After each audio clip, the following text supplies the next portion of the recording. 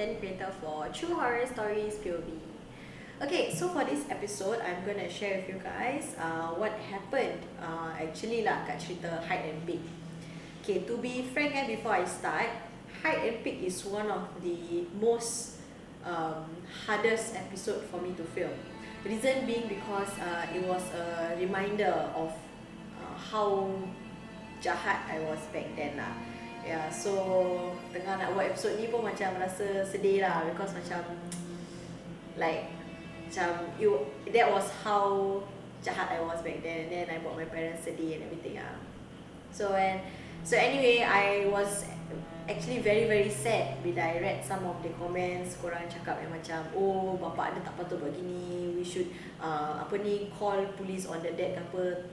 No say, I really feel that I needed that. Memang padan muka saya, padan muka akak kena lock kat luar, because korang tak tahu how degil and how stubborn I was lah. Okay, so anyway, back to the story. This story happened back in 2011. Yeah, it happened in 2011.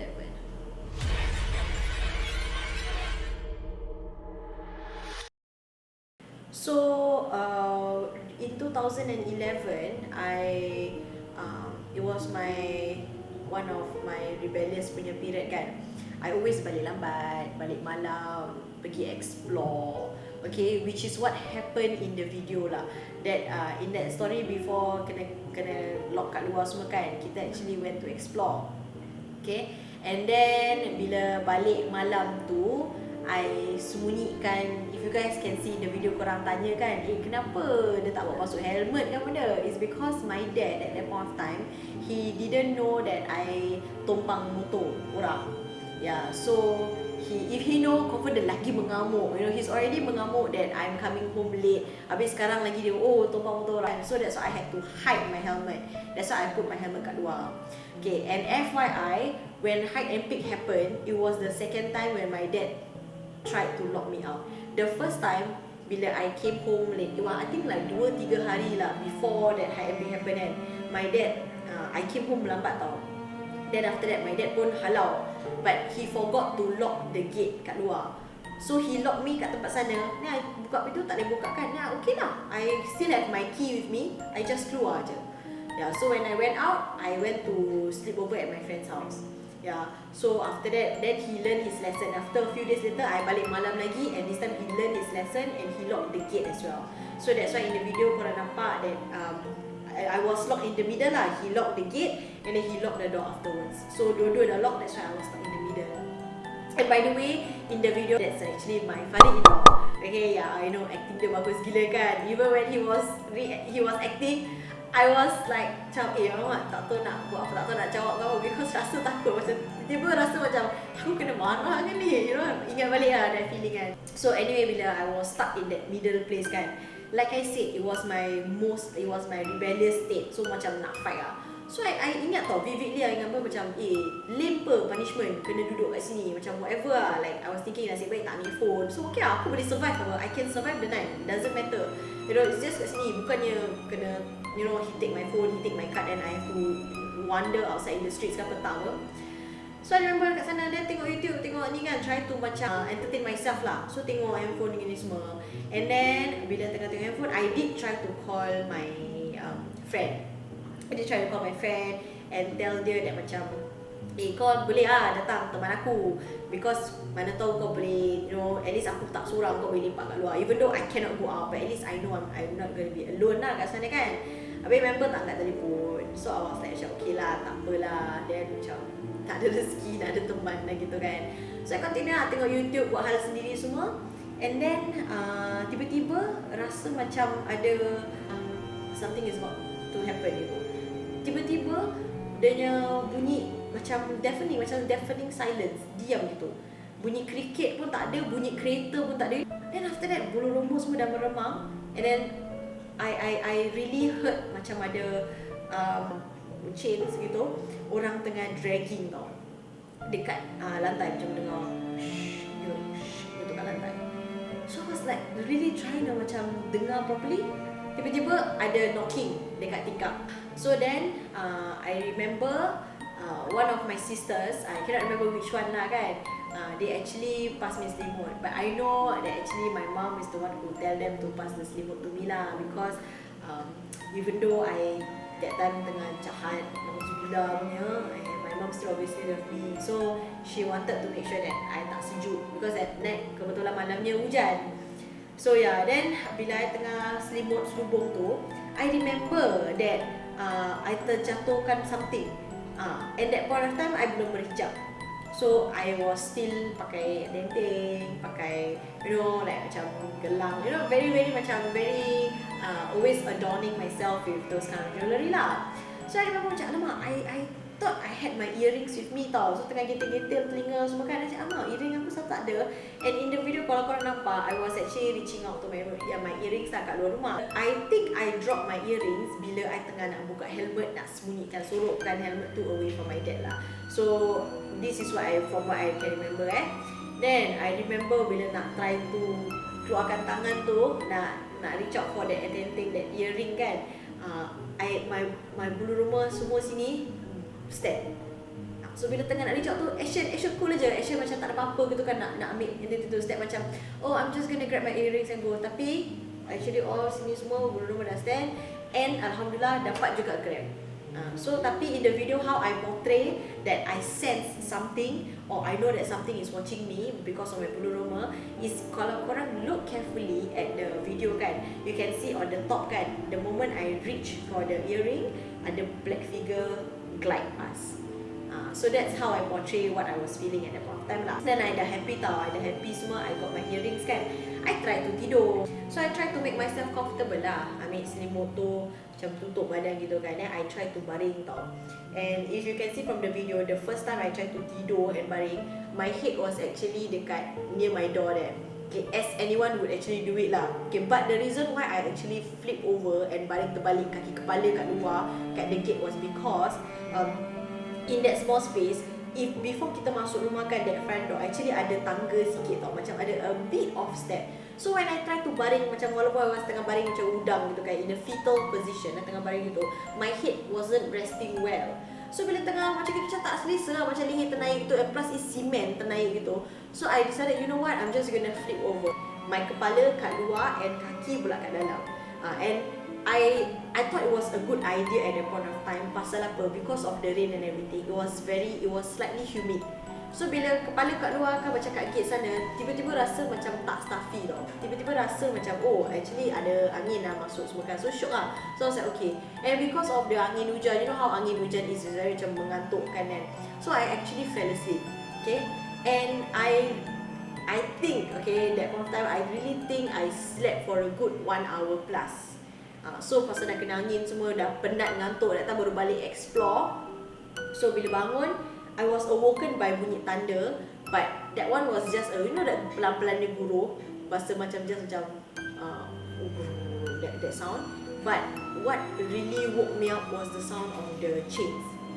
Yeah. So the chain, bila fikir-fikir balik kan, like the chain really sounded like it was, macam back in those days where ada slave, and then diorang ikat the chain kat kaki slave tu. It really sounded like somebody was wearing the chain kat kaki diorang, and they were walking and then dragging the chains along with them. So I remember that was the sound that I was woken up. I was like, apa ni? What? Is it my neighbour ke? Benda lah terjaga terbangun kan. Then mata rasa dah tidur dalam almost sejam gitu. Then when I try to buka mata blur-blur tau. I don't know if you guys can actually tell from the video, I try to replicate that lah, mata blur-blur.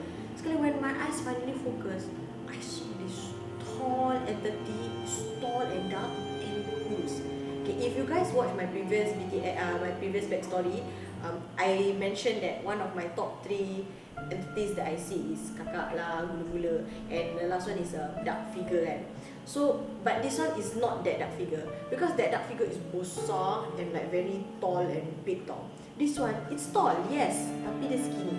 So it's a different one. So I remember macam, apa benda? That's why it took a while for me to register that it's not human. Because macam usually I will see something big, then definitely I will get scared lah. Dah biasa nampak the same thing. Kurus gitu lah. Wah, mata dah fokus, try back up. And then I try to make myself as kecil as possible. I try to hide from it tau. Kecilkan diri. So I didn't want to tutup macam gitu fully, tutup selubung satu kepala, because I got this fear macam takut benda tu masuk dari dalam. You know like how cerita dan you tengok tiba-tiba ada tangan ke, ada macam muka apa kat bawah, kat bawah kan. So I had that in mind. So I was very worried, and then I just tutup macam gitu and I keep on picking.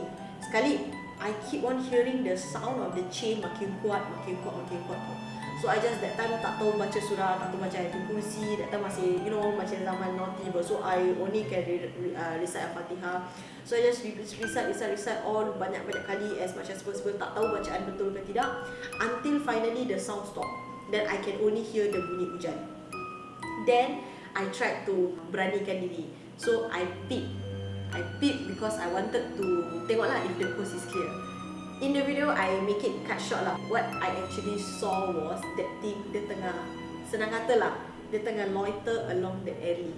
So bila I tengah peek tu, member was actually tengah in the midst of coming back. So when I saw that again, I tutup and I just baca whatever surah. It felt very long. Maybe I can say about 30 minutes or so. Sampai macam I don't know lah how long lah, but maybe because tengah takut that it felt very long lah. It could have been 10 minutes. I really lost track of time. Tengah tutup gitu kan. Then finally when I really don't feel any goosebump, don't hear any chain sound, I lekas-lekas ikat that kain, that selimut ke atas tutup. So when I did that, I felt protected in a bit because I feel macam it's a door. Rasanya macam it's a pintu, tutup kononnya gitu. Then after that, because I don't know lah, like we just have this impression that if you have a door, it can protect you. Yeah. So after that, when I did that, I just macam I just try to make myself macam tak ada apa-apa lah. And then again, I heard the bunyi seret-seret, that sliding sound lagi. So anyway, bila that thing happens semua, remember tadi earlier on in the conversation, I actually called my friend kan. He didn't pick up because dia tengah riding. So that point of time, bila I was feeling very anxious and tengah feeling macam ada benda gitu kan, he decided to call me back. So when I picked up the phone, then we were talking lah. Actually the conversation was much longer than what you guys saw in the video lah. Phone kita actually got macam bad connection for some reason. I cannot hear him properly banyak kali tau. Bila tak berbual macam kau berbual lah, apa, hello, dengar tak? Banyak kali tau. Up until where he actually said, okay, kau tunggu jap gitu. So when he told me, tunggu kejap, I waited on the phone. But little did I know that actually kita dah disconnected pun. So bila kita dah disconnected, I macam bodoh tengah tunggu sana. Then I was like, I think for a good like 1 minit ke pada I realised, hello, asal macam bunyi dia lain kan, macam gitu. When I tengok betul-betul, I realised, actually memang dah disconnected. Daripada tadi dah disconnected, cuma I didn't check aja. Why in the video kita put the word teman kau was because when I was tengah tengok, asal ni dia ni letak telefon bastard apa, kata nak hang on to the phone dengan aku kan.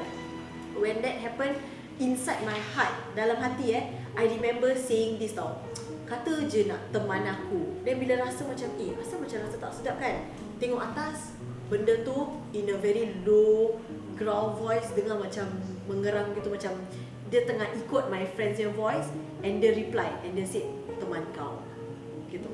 So in the video, kita try to shorten it as much as possible, but this is what actually happened lah, what I say in my heart, and I feel that benda tu macam boleh dengar what I say in my heart. So then after that, when I see benda tu was just literally on top of me tu semua, I lost it.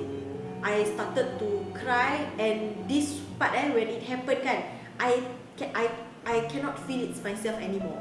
I feel that I'm not myself, it's somebody else gitu, and I just kept on crying macam buka pintu, macam meracau lah, senang kata orang kata meracau.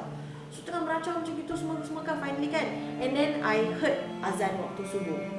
And then kebetulan memang I found out years later from my dad that memang his intention was to buka pintu tu waktu subuh. That was his cut off lah. So kirakan cucun lah timing ni lah. Bila I nampak benda tu, I started menangis, meracau and everything semua. Buka pintu lah. Nangis dah macam tak betul. Then my pintu unlock. Okay, so nobody open the door for me. I heard the door unlock. Then after that I just bangun, got up, buka pintu. tak tutup pintu pun tau. I just ran upstairs, balik nak masuk kat my room, and I just lubung diri and I just continued crying. Nobody spoke to me after that because they all thought I cry pasal macam menyesal. And plus my sister semua tengah bingit with me. Because of me, my parents always fight, my parents always bergaduh. So diorang macam whatever padan muka kau nangis kan. So nobody actually came to me and macam Kak Siti, are you okay? No, nobody did that lah.